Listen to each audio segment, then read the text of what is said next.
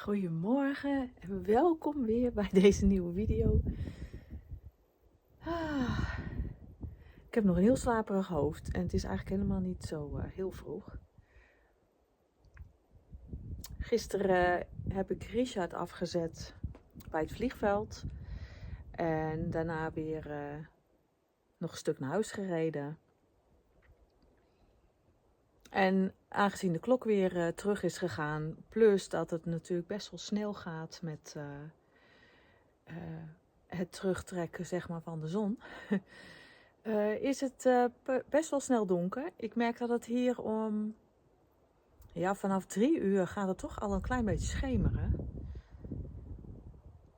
En iets over 4 gaat hij echt onder. Dus dat betekent dat het om 5 uur gewoon pikken donker is. En wij kwamen om 5:30 thuis. Nou, toen heb ik de kachel aangemaakt. En voor de rest op de bank gehangen, want ik was echt heel erg moe. We zijn natuurlijk bij mijn ouders geweest en we hebben best wel laat gemaakt. Ik merk dat we van elke uurtje gebruik willen maken om bij elkaar te zijn.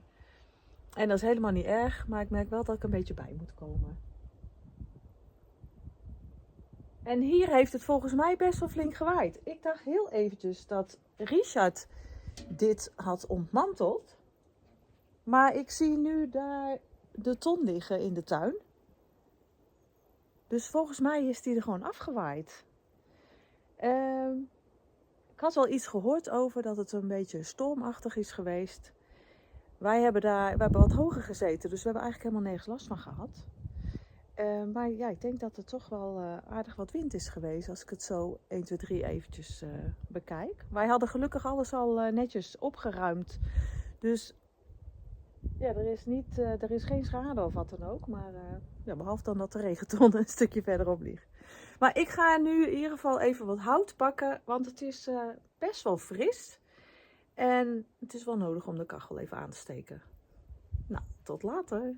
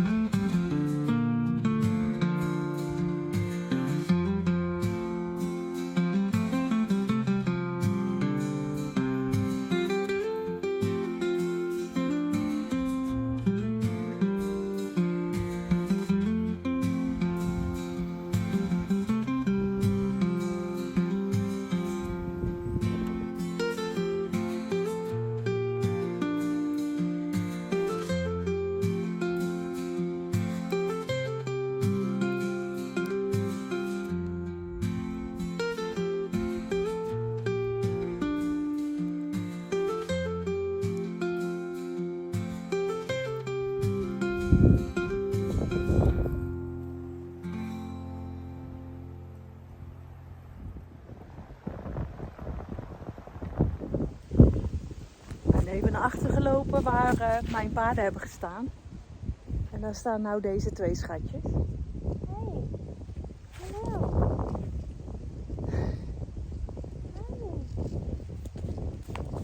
Hallo. Hallo. Ja. Ja. Ik ben niet vrouwtje. Kom je even aan me kijken? Ja.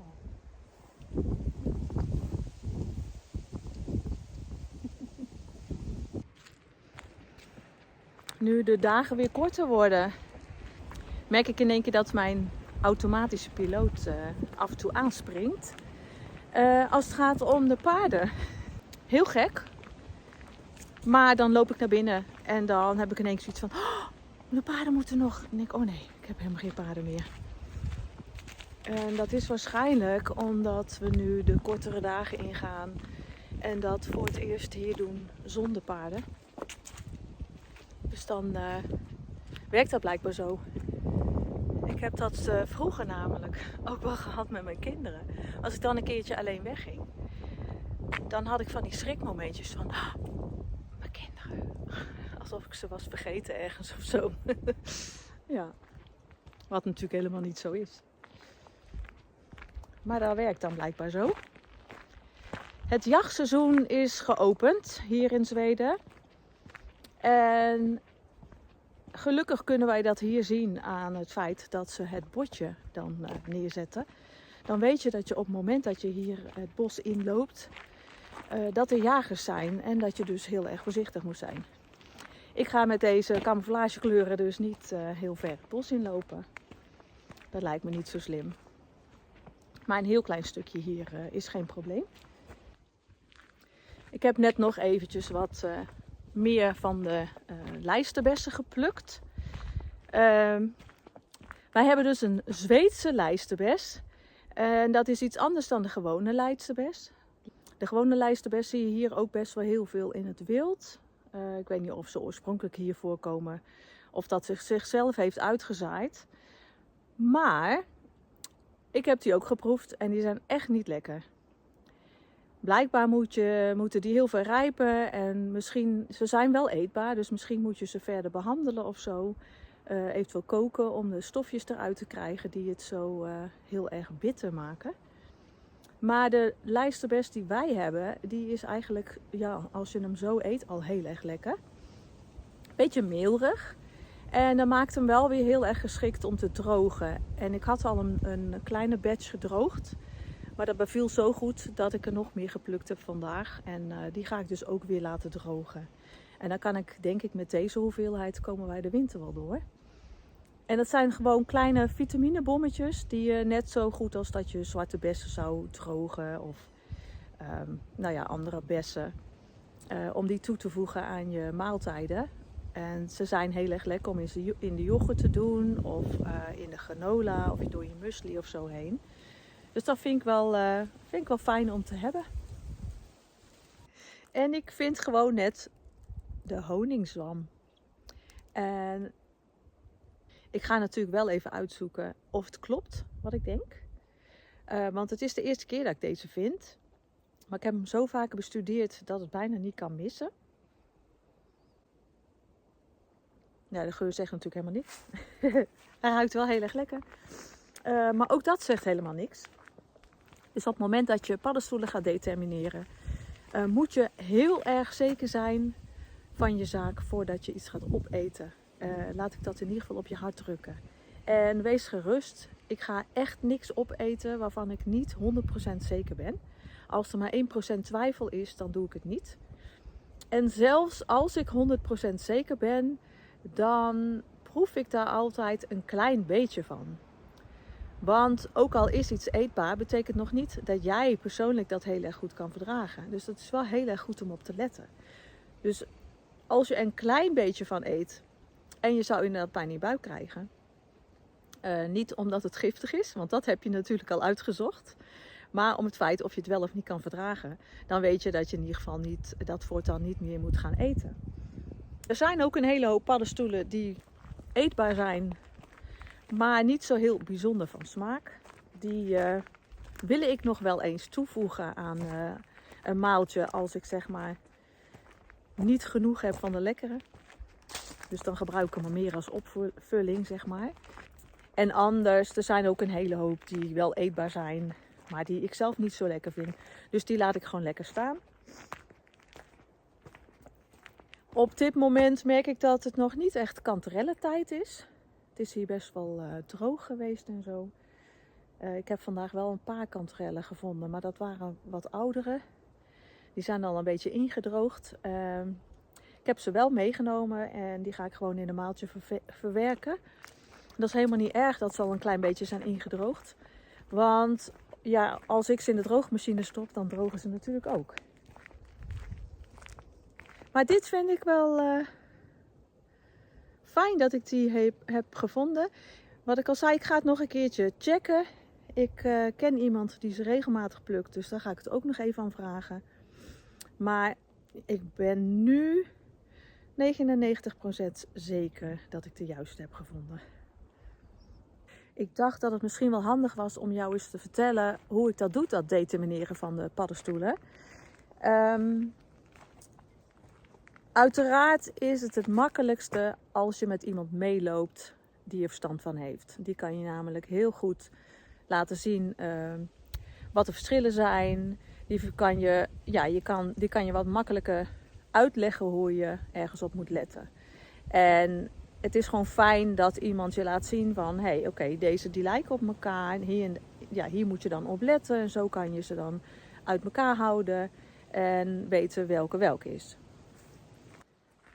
Als eerste begin je altijd met maar 1 paddenstoelsoort. Zo ben ik zelf begonnen. En zo ben ik ooit begonnen in Zweden met het herkennen van de kanterel. En dat is een vrij makkelijke paddenstoel om te herkennen.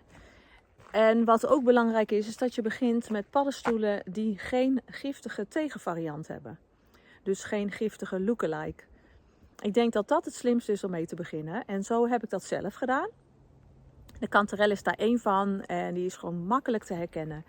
En degene die erop lijkt is de valse hanekam. En de valse hanekam is niet giftig. Dat is denk ik heel belangrijk. Het is super handig om een boekje te hebben. Het is ook super handig om op internet te kijken. Maar ga alsjeblieft niet beginnen met een app en het daarbij laten. Het is heel leuk dat je een foto van iets maakt. En zo'n app dat draait het door een soort, het is een AI hè. Dus die draait dat door een programmaatje heen en die komt met allerlei fotootjes van het internet die je dan op lijken. En ik denk dat we allemaal wel weten dat we wel eens iets opzoeken op internet en dat er een foto van iets staat met een naam eronder wat gewoon helemaal niet klopt. Ik vind dat zelf in dit geval super gevaarlijk om het op die manier te doen. Het kan namelijk zijn dat hij het goed hebt, maar het kan ook zijn dat hij het gewoon hartstikke fout hebt. Dus doe dat alsjeblieft niet. Ga een boekje kopen en lees ook daarin hoe je moet determineren. In het boekje lees je namelijk ook wat de omgeving is waar de paddenstoel groeit. Stel jij hebt een paddenstoel gevonden en je denkt van nou dit is hem. En jij vindt hem onder een berk, ik noem maar wat. En het blijkt dat die paddenstoel waarvan jij denkt dat het hem is, groeit alleen maar onder eiken. Nou dan weet je eigenlijk gelijk al dat je dus niet de goede paddenstoel te pakken hebt. Dus de omgeving is heel belangrijk. En dan heb je natuurlijk het uiterlijk van de paddenstoel. En er zijn meerdere dingen van het uiterlijk waar je daarin op kan letten. Dat kan onder andere zijn de hoed, dus de bovenkant. Dat kan het steeltje zijn. Dat kan de onderkant zijn. Dus dan heeft hij lamellen aan de onderkant. Of heeft hij een soort sponsje of stekeltjes. Dat zijn allemaal dingen waaraan je zeg maar, een paddenstoel kan determineren. Kan herkennen. Dus ik zou zeggen, lees je vooral goed in. Of ga met iemand op pad om paddenstoelen te herkennen. Als je het leuk vindt, dan kan ik je wel eens wat vaker daarover vertellen. Je daar een beetje in meenemen. Zodat je in ieder geval op beeld al wat paddenstoeltjes kan gaan herkennen. Maar wat ik zo meteen ga doen met deze, Ik heb al een fotootje gemaakt. Ik heb een foto van de onderkant.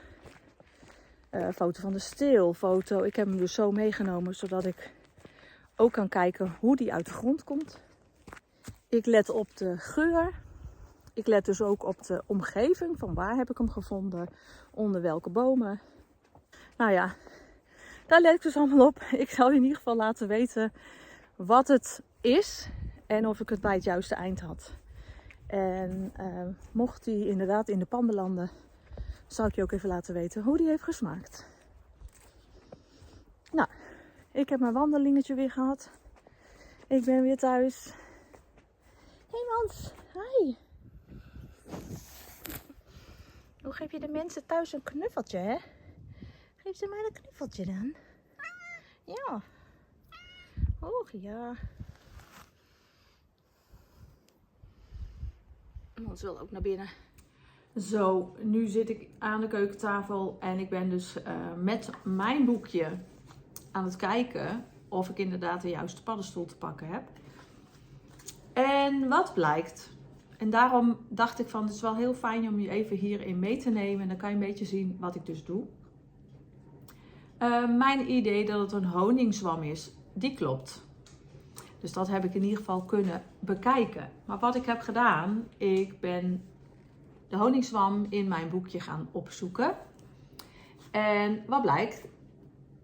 Er zijn 2 soorten honingzwammen en waarschijnlijk nog een hele hoop andere soorten die hier niet in staan. Maar je hebt in ieder geval de sombere honingzwam en je hebt de echte honingzwam. En daarin zit al een duidelijk verschil. Dus de sombere honingzwam heeft meer een bruine kleur en de echte honingzwam is wat gelig. Wat blijkt nou ook? Er is een verdachte schubbige bundelzwam die er dus veel op lijkt. Die staat dan ook in het boekje. Dus het boekje geeft al aan van, hey, er is een kans dat je hem verwisselt met de schubbige bundelzwam in dit geval. En die staat op pagina 67. En die kan ik wel even laten zien. Want dat is deze. En je kan heel duidelijk zien dat ze op elkaar lijken, maar het is hem niet. Want deze schubbige bundelzwam heeft namelijk op de steel veel meer schubben. En dat heeft deze niet. Dus dan kom ik toch op de honingzwam uit. Maar wat mij wel opvalt is dat de sombere honingzwam wat bruiner is en de echte honingzwam wat geler. En nou blijkt dus ook dat hij is honingkleurig gelig. Het centrum is wat donkerder. Dat zie je bij deze ook niet echt terug. Hoedhuid is droog. Nou, dat klopt wel. Weinig tot niet schubbig. Terwijl hier best wel veel schubjes op zitten. Maar zijdeachtig vezelig. Nou, dat vind ik dus niet met deze. En de lamellen zijn wittig tot gelig. Nou ja, ik weet niet of je dat kan zien hier op de video. Het licht is ook een beetje gelig, dus dat kan je niet zo goed zien. Maar ja, ik vind ze wel een beetje wittig tot gelig. Dus dat klopt dan weer wel. Met gelige vlokjes. Nou, dan moet ik echt heel goed licht pakken, want die zie ik niet zo 1, 2, 3. En hij geeft ook aan dat hij een wat vliesige ring heeft. Dit is de ring die je hier ziet. Ik weet niet of je die goed kan zien. Zo kan je hem wel mooi zien. Dit is de ring. Maar die zou aan de onderkant wat gelig moeten zijn. En deze, die is wittig, is niet geel. Dus mijn conclusie is dat ik niet te maken heb met de echte honingzwam, maar met de sombere honingzwam. Nou geeft dit boekje aan dat hij goed eetbaar is. Er staat het gold als goed eetbaar. Waarschijnlijk hebben ze daarin de regels een beetje aangepast. En hebben ze nu besloten dat het dus niet bij de paddenstoelen hoort die goed eetbaar is. Maar voorheen was dat dus wel zo. Je moet alleen de hoedjes gebruiken. En je moet ze eerst afkoken, afgieten en daarna heel goed gaarbakken. Dus op die manier zou je hem dus toch kunnen eten. Nou ben ik daar niet zo'n fan van als er dus allerlei bewerkingen eerst gedaan moeten worden. En zeker het afkoken, dat doen ze dus om bepaalde stofjes die dus slecht te verdragen zijn, om die er eerst uit te koken. Vandaar dat je dat afgiet, want dan zit dat stofje in het water. En daarna kan je hem dus gaan bakken. Sommige mensen doen dat wel. Ik kies er dus voor om dat niet te doen. Ik ga liever voor better safe than sorry. Dus ik ga hem niet eten. Wat op zich wel jammer is. Maar aan de andere kant, ja, als je alleen de hoedjes mag eten. Nou, het zijn er nog wel redelijk. Maar het is niet op zich niet zo heel erg veel. Dus ik hou het even bij de kanterellen voor dit keer. Maar ik dacht, ik ga het je dus toch even laten zien. Want dan dat het een honingzwam was. En ik zei al, ik ben 99% zeker dat het een honingzwam is. Dus dat klopte dan wel. Nou blijkt dus de echte honingzwam dezelfde bereidingswijze te hebben. En ik ben, wat ik al zei, liever safe than sorry. Dus wat ik ga doen, ik ga het nog aan een vriendin van mij vragen of zij er even naar wil kijken. En zodat ik in ieder geval voor een volgende keer zeker weet of ik de juiste heb. En ik ga ook vragen hoe zij ze bereidt. En ja, ik denk dat dat het slimste is om gewoon van anderen te leren. Want als zij ze op een bepaalde manier bereidt en ik kan ze ook op die manier gaan bereiden. En misschien moet ik ze eerst wel eens een keertje bij haar gaan proeven voordat ik aan het knutselen ga. Dus ja, ik denk ik neem je toch even mee zodat je ziet hoe ik dat doe. En dat ik echt niet zomaar iets ga zitten opeten. Dus alleen maar als ik er heel erg zeker van ben. Ik moest eigenlijk koken, maar ik denk dit moet ik je echt even laten zien. Het is zo mooi.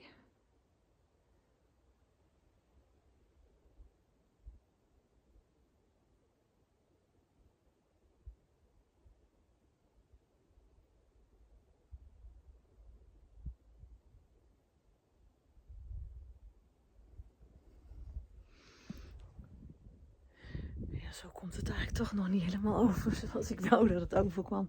Ik ren nog even snel naar boven en dan kan ik daar nog even wat filmen, oké? Het is echt super mooi.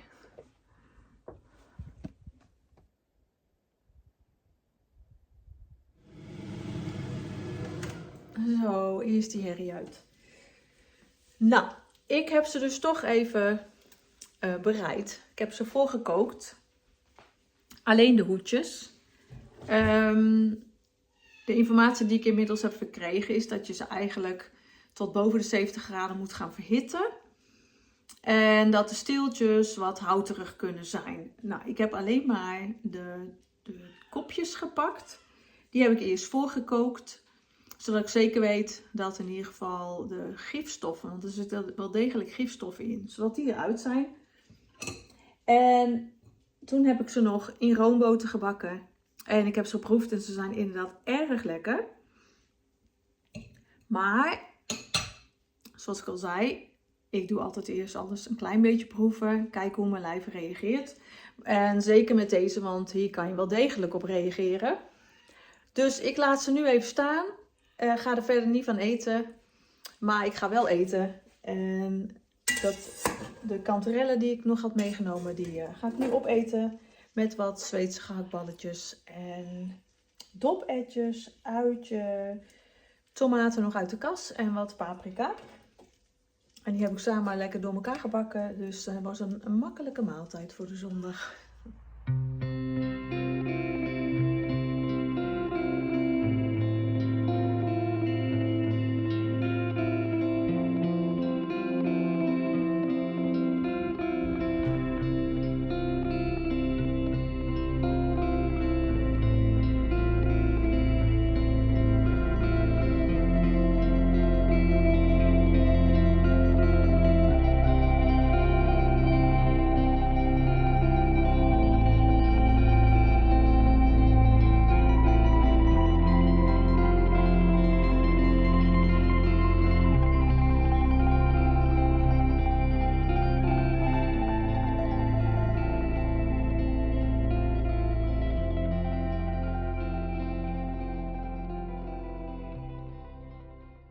ben even een stukje het bos ingelopen. Ik was op weg naar huis toe. Ik heb een boodschapje gedaan.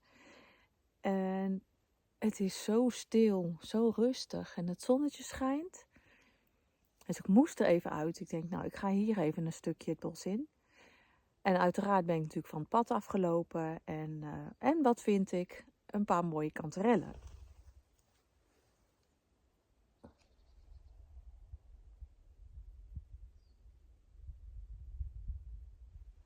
Ik hoorde wat achter me. Er loopt natuurlijk van alles hier in het bos. Nou had ik al gezegd van, ik weet niet of je het leuk vindt als ik wat vertel over wat paddenstoelen die ik vind. En wellicht hoe je ze kan herkennen.